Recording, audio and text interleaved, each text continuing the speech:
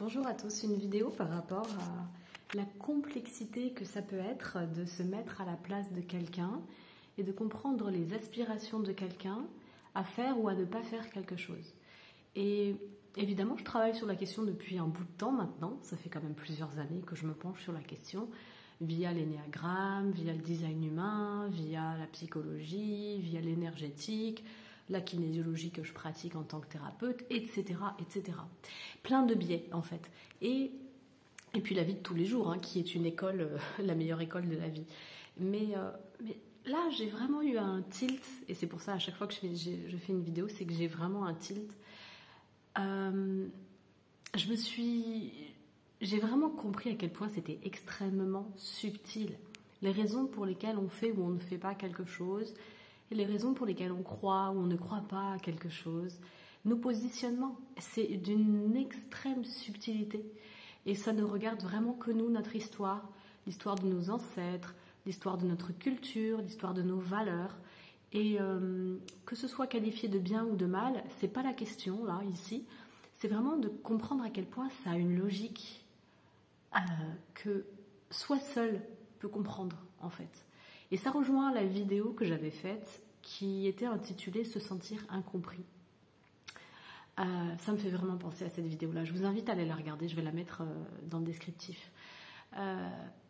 Et elle ramène à une autre vidéo qui me l'avait inspirée, qui était une vidéo d'Issa Padovani, « Te sens-tu incompris ?»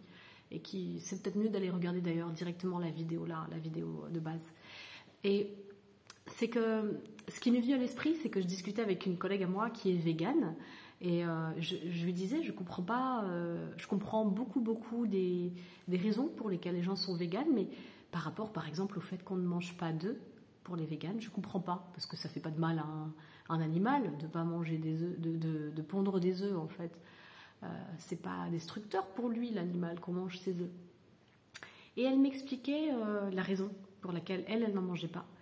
Et il y a une part de moi qui comprenait et une autre part de moi qui ne comprenait pas. Le raisonnement ne pouvait pas aller jusqu'au bout.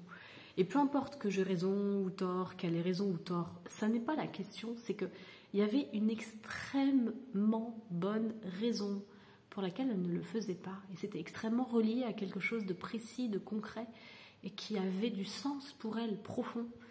Et du coup, c'était cohérent, c'était juste en fait. Qu'une autre personne qui pourrait me parler de son choix de le faire ou de ne pas le faire, je pourrais trouver que ce n'est pas relié à quelque chose de juste, que je ne ressentirais pas quelque chose de juste. Et je trouve intéressant en fait le mécanisme de l'incompréhension. Et je pense que réellement, on ne peut pas tout comprendre, qu'il faut s'y faire, et que pour autant, on doit à la fois ne pas renoncer à ce que nous on ressent comme étant juste par rapport à ce que l'autre fait qui peut résonner faux, et en même temps vraiment lui accorder le droit, tout comme on s'accorde le droit à nous de sentir que c'est pas juste ce que lui il fait, lui accorder le droit que pour lui c'est tellement juste ce qu'il fait. Et je ne sais pas si ça vaut pour tout, je suis pas sûre que ça vaille pour tout, parce que par exemple si on regarde le terrorisme, je ne suis pas sûre qu'on puisse appliquer le même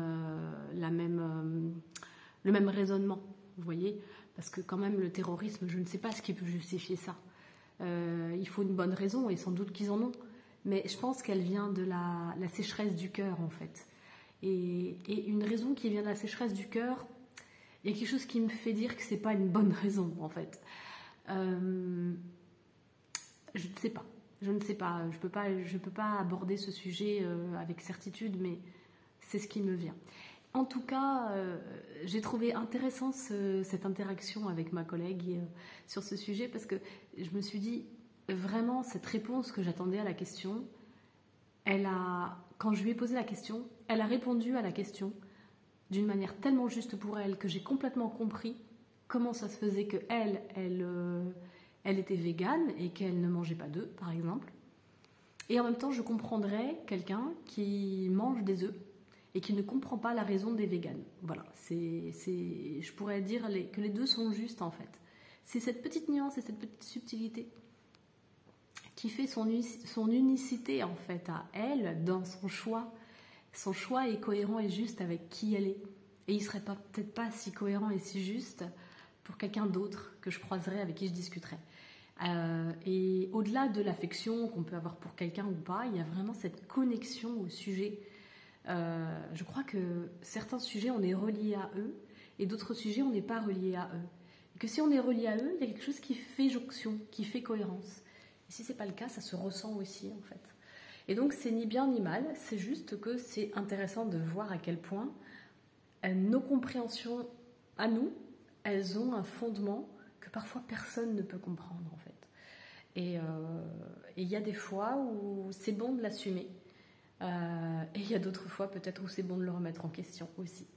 Donc à chacun de ressentir. Voilà. J'avais envie de partager ça parce que je trouvais ça vraiment ingénieux, en fait, de mesurer dans l'expérience cette idée-là, parce qu'on peut en parler pendant des heures, dans des livres, dans des vidéos, mais quand on le vit, c'est différent, en fait. Ce côté relié à ce que je fais est complètement cohérent et relié à ce que je suis, tout simplement. Et on est tous différents, donc c'est chouette, en fait. Chacun joue sa note, et la note, elle a son sens dans l'univers, et elle a son sens dans la bonne marche des choses, au niveau spatio-temporel. Voilà, donc c'est tout. J'avais envie de vous partager ça. Ciao.